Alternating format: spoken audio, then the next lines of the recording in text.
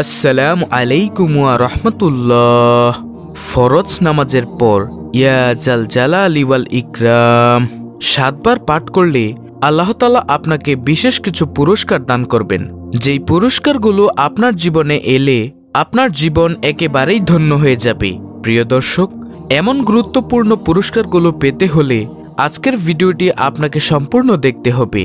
আমি বিশ্বাস করি যে ব্যক্তি ইয়া জাল জালালি ওয়াল ইকরামকে ভালোবাসে, আল্লাহ তাআলাকে ভালোবাসে, নবী মুহাম্মদ সাল্লাল্লাহু আলাইহি ওয়াসাল্লামকে ভালোবাসে, সে আজকের ভিডিওটি সম্পূর্ণ দেখবে এবং এইখান থেকে আমলটি পরিপূর্ণভাবে শিখে পরবর্তীতে সেও প্রত্যেক ফরজ সালাতের পর উক্ত আমলটি করে মালিকের দরবারে দোয়া করবে ইনশাআল্লাহ ইনশাআল্লাহ।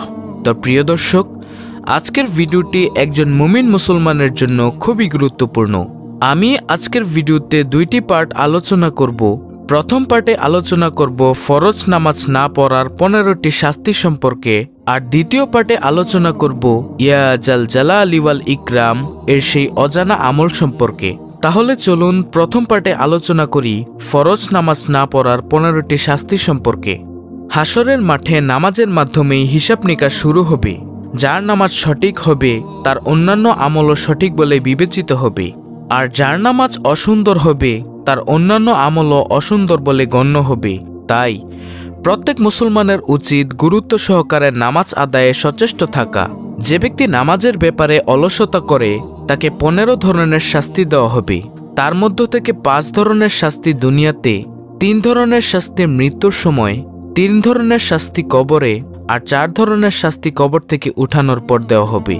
দুনিয়াতে যে 5 ধরনের শাস্তি দেওয়া হবে তা হল: 1. তার জীবনের বরকত ছিনিয়ে নেওয়া হবে। 2. তার চেহারা থেকে নেককারের নূর দূর করে দেওয়া হবে। 3. তার নেককাজের কোনো বদলা দেওয়া হবে না। 4. তার কোনো দোয়া কবুল হবে না। 5. নেকবান্দাদের দোয়ার মধ্যে তার কোনো হক থাকবে না। আর মৃত্যুর সময় যে 3 শাস্তি দেওয়া হবে তা হল: 1. কষ্ট ও অপমানের সঙ্গে সে মৃত্যুবরণ করবে। 2. ক্ষুধার্ত অবস্থায় সে মৃত্যুবরণ করবে। 3. এমন পিপাসার্ত অবস্থায় সে মৃত্যুবরণ করবে যে সমুদ্র পরিমাণ পানি পান করালেও তার পিপাসা মিটবে না। নাউজুবিল্লাহ। কবরের যে 3 ধরনের শাস্তি দেওয়া হবে সেগুলো হলো: 1. কবর তার জন্য খুব সংকীর্ণ হয়ে যাবে। এমন সংকীর্ণ হবে যে রাসূল সাল্লাল্লাহু আলাইহি ওয়াসাল্লাম বলেন, কবরের 2 পাশের মাটির চাপে এক পাশের বুকের হাড় আরেক পাশে ঢুকে যাবে। 2. তার কবরে আগুন জ্বালিয়ে দেওয়া হবে। 3. তার কবরে এমন একটি সাপ নিযুক্ত করা হবে যে সেই সাপের চোখ হবে আগুনের, নখগুলো হবে লোহার, তার প্রত্যেকটি নখ লম্বা হবে 1 দিনের দূরত্বের পথ।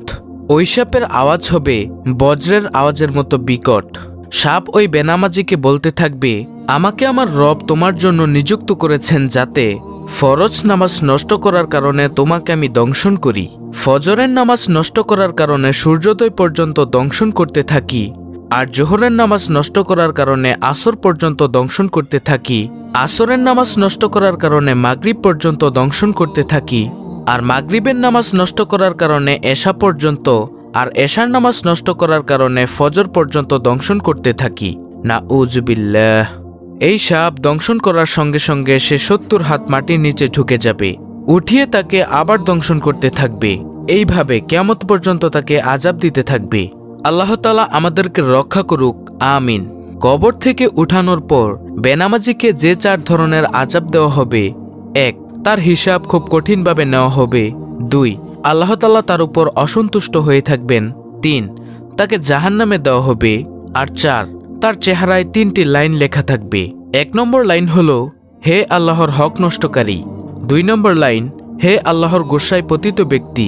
3 নম্বর লাইন, তুমি দুনিয়াতে যেমন আল্লাহর হক নষ্ট করেছিলে তেমনি আজ আল্লাহর রহমত থেকে তুমি নৈরাশ।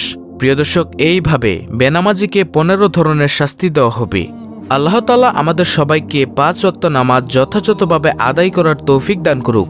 কেন আমরা নামাজ আদায় করব না? রাসূল সাল্লাল্লাহু আলাইহি ওয়াসাল্লাম হাদিসের মধ্যে কত সুন্দরভাবে বলেছেন।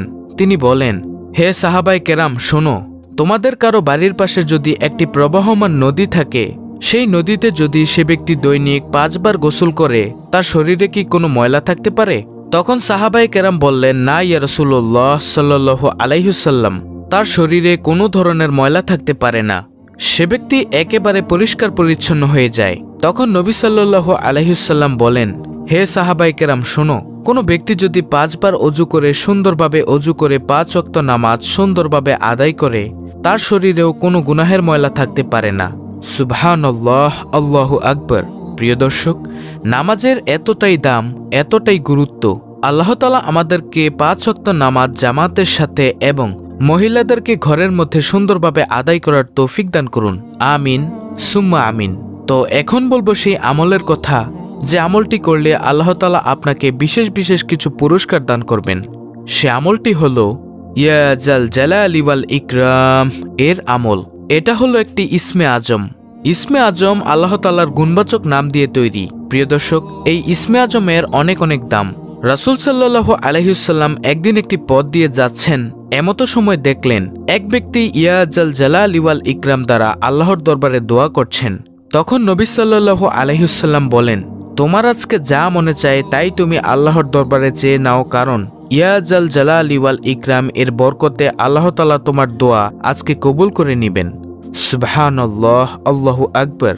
আমাদের সমাজ থেকে আজকে ইয়া জাল জালালি ওয়াল ইকরাম এর জিকিরটি হারিয়ে গিয়েছে, অথচ কত দামি একটি আমল। আমরা যখনই মোনাজাত ধরব, মোনাজাতের মধ্যে ইয়া জাল জালালি ওয়াল ইকরাম এটা বলে আল্লাহর দরবারে কিছু চাইব, ইনশাআল্লাহ ইয়া জাল জালালি ওয়াল ইকরাম এর উসিলায় মহান রব্বুল আলামিন কিছু না কিছু অবশ্যই দান করবেন ইনশাআল্লাহ।